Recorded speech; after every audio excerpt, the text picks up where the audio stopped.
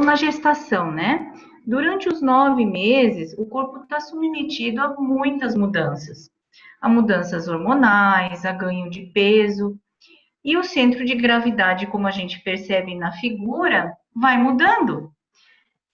Conforme a barriga, o abdômen vai crescendo, o bebê vai crescendo e a mãe ganhando mais peso, então algumas partes das estruturas corporais podem sofrer alguma sobrecarga, como a coluna vertebral, o sistema muscular e o visceral também, porque muda toda a dinâmica, né, dos órgãos. Então, sintomas como náuseas, refluxos, constipação, dor na pelve, muitas ciáticas e lombalgias podem ocorrer. Mas isso não é da gestação, fiquei grávida, agora vou ter tudo isso. Não, possivelmente porque alguma instabilidade corporal já existia, né, para essa mamãe ter esse tipo de sintoma, tá? A osteopatia, ela restaura o equilíbrio dos sistemas corporais. Então, através de técnicas suaves e da terapia manual mesmo, tá? E no início da gestação, ele pode ajudar essa grávida com os desconfortos, né? Como eu já te disse, dores lombares. O que eu mais recebo mesmo no consultório são dores lombares e também dores lombares, constipação e ciáticas. Essa é a grande maioria sendo de adultos, assim, né? Todo mundo tem ou teve algum episódio de dor na coluna já na vida. Então, assim, a osteopatia trabalha na bacia, que é toda a estrutura do quadril da gestante, para garantir uma mobilidade adequada para a passagem do bebê. E a indicação da osteopatia é a partir do segundo trimestre, tá? De gestação. Então, assim, são técnicas diferenciadas para gestantes e ele tenta restaurar o equilíbrio corporal da mãe, gerando conforto nas fáscias lombares, sacrais e uterinas. E isso pode causar esse equilíbrio pode dar um conforto muito grande nessa região que está em desequilíbrio biomecânico mesmo, tá? Existem alguma contraindicação ao uso da osteopatia na gravidez? Existem. Eu sempre peço assim, passou o primeiro trimestre, ok, né? Porque podem ocorrer, assim, a instabilidade até o terceiro mês.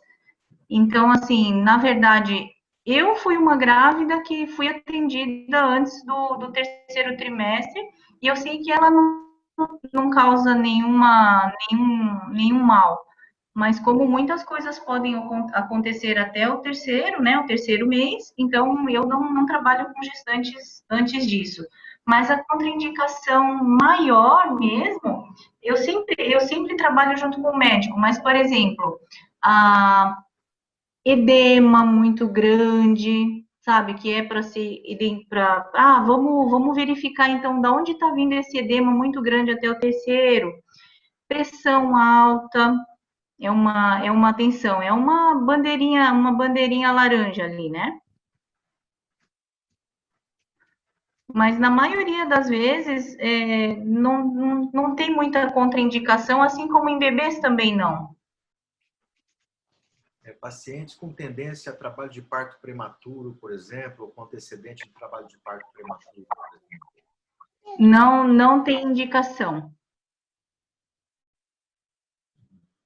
Não tem indicação ou é contraindicado? Por exemplo, se uma cliente eu trabalho com sente muita dor nas costas e tal, mas ela está até usando medicamento para prevenção de trabalho de parto, como é que você... Aí o trabalho da osteopatia em cima disso é muito mais cauteloso, né? Não trabalho em cima de lombar e nem de sacro, porque isso pode gerar para a osteopatia um aceleramento desse trabalho de parto já que está querendo acelerar. Então, eu não trabalho em cima disso e a gente vai trabalhando pela periferia, porque para osteopatia, às vezes, existem as dores à distância.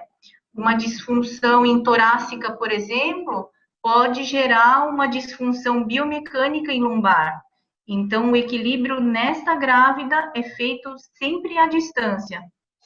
A gente equilibra pé, trabalha tudo menos a região de inervação propriamente dita do útero. Descobrindo o bebê. Como a gente pode ver aqui, o bebê é um ser imaturo com 9 meses de existência, né? E passará por modificações de crescimento e tamanho de cabeça e amadurecimento dos tecidos muito grande. Então, assim que ele nasce, ele começa ainda a se desenvolver o sistema nervoso central, a parte respiratória, digestória, principalmente, né? E como ele faz, e então, assim, um bom aporte nutricional, a gente condiciona para o bom desenvolvimento dele. Daí a importância da amamentação. Onde a osteopatia entra nisso, né? Porque muitas vezes, nos slides mais para frente, eu vou falar sobre as posturas que os bebês podem ter. Eu não sei se tem alguma consultora de amamentação, mas eu trabalho muito com elas e elas me falam, olha, tal mama ele consegue pegar e outra mama não conseguiu pegar direito. Então, esse bebê vem para mim, para avaliação, para eu entender como é que está a postura desse bebê, porque ele, de repente, ele fica numa posição em vírgula, que a gente chama em osteopatia, que é como se fosse uma tensão muito maior das fáscias para a direita ou para a esquerda, as abdominais, e aí tornando assim incômoda aquela posição de mamar, tá? Eu sei que muitas consultoras de amamentação colocam em várias posições e isso é muito importante para conseguir um bom aporte nutricional, né, para o desenvolvimento do bebê.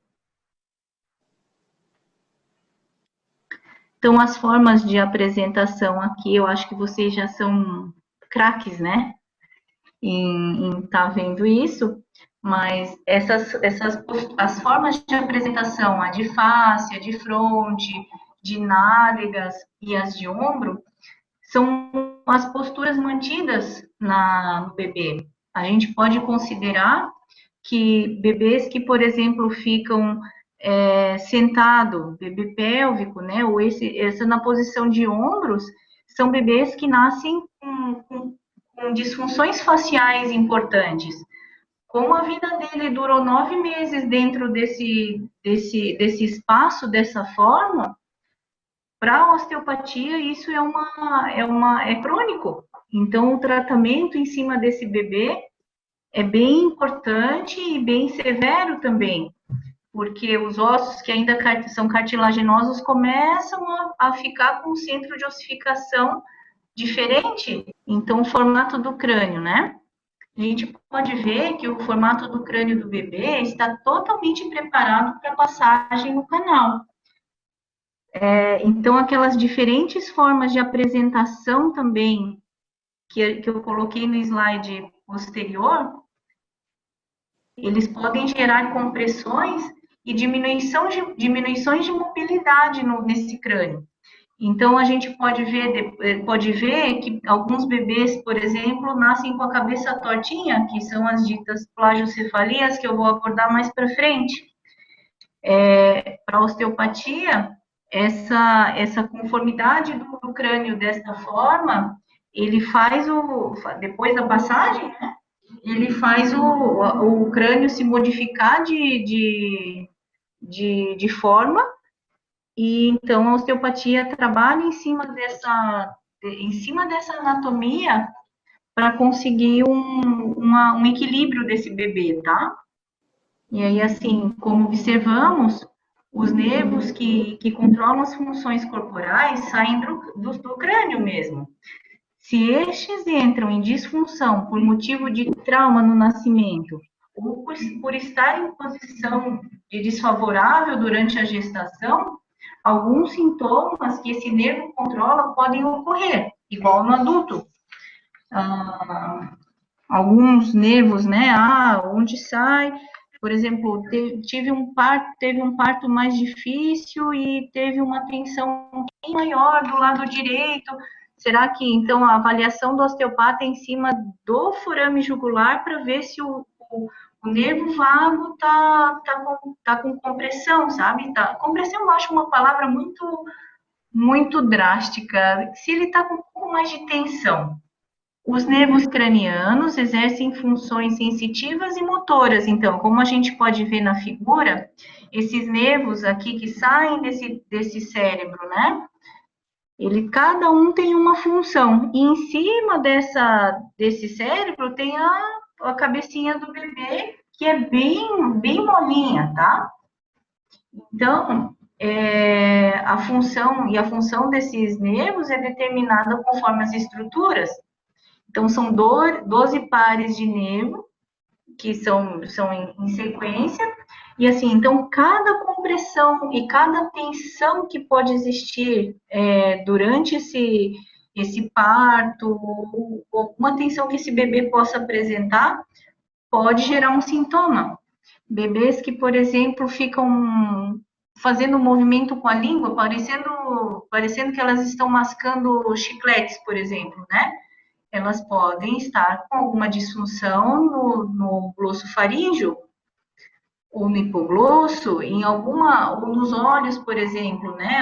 Só um olho sempre está abduzido, então vamos verificar como é que está a função nervosa dessa estrutura, tá? É assim mais ou menos que a osteopatia trabalha. Se essas posições anômalas, nós vamos chamar assim, né, estão presentes, como por exemplo na apresentação pélvica, muitas vezes Aham, nós obstetras humanizados somos procurados pelos casais, pelas mulheres que querem dar à luz de parto normal.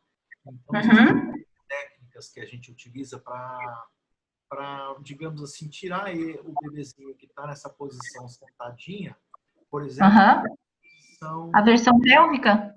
exatamente, a gente faz então Aham, as manobras de versão externa, né? E vocês, tá? osteopatas, utilizam alguma técnica ou algumas técnicas para tentar fazer essa versão? Alguns osteopatas, sim. Eu não. Hoje em dia, no início da minha graduação, eles ensinaram muitas técnicas dessas manobras. Hoje em dia, eles não ensinam nenhuma mais, porque é muito arriscado, eu penso, para um osteopata fazer.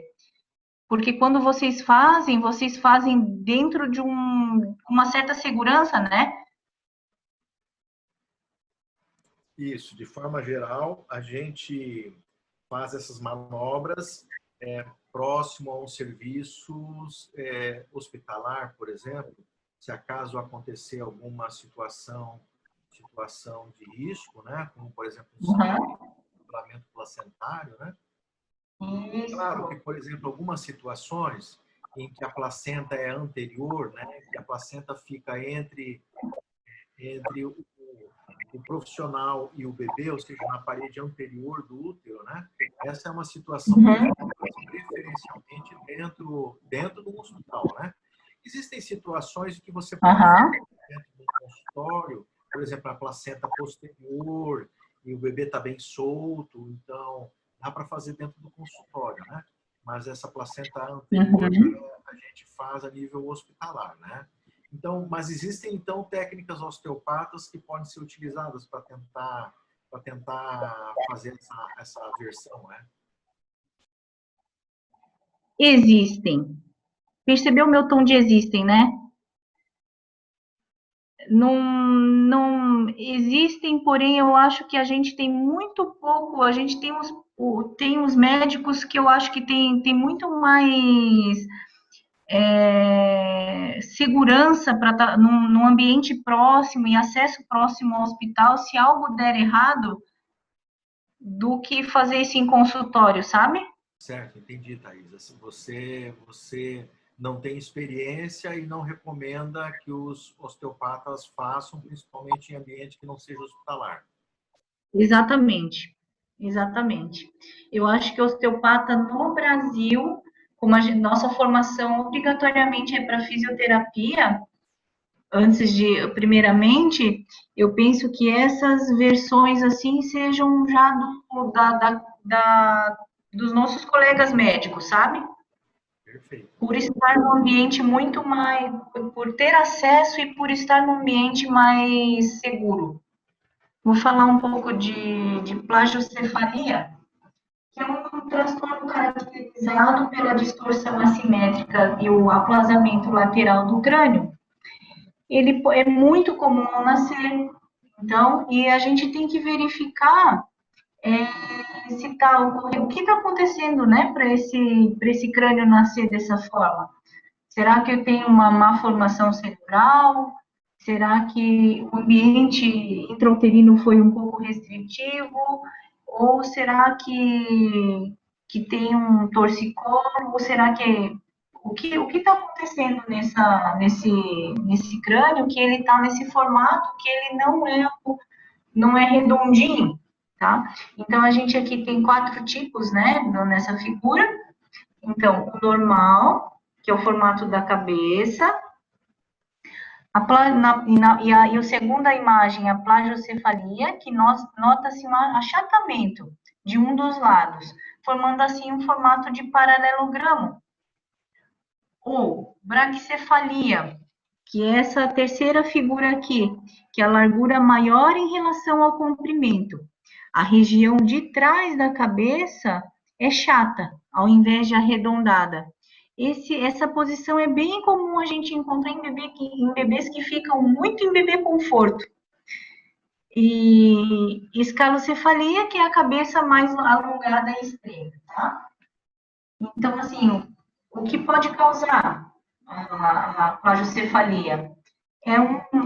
Pode ser um parto difícil, onde a cabeça do bebê sofre grandes trações ou compressões, né, como, por exemplo, o uso de forceps, ou até mesmo uma passagem demasiadamente prolongada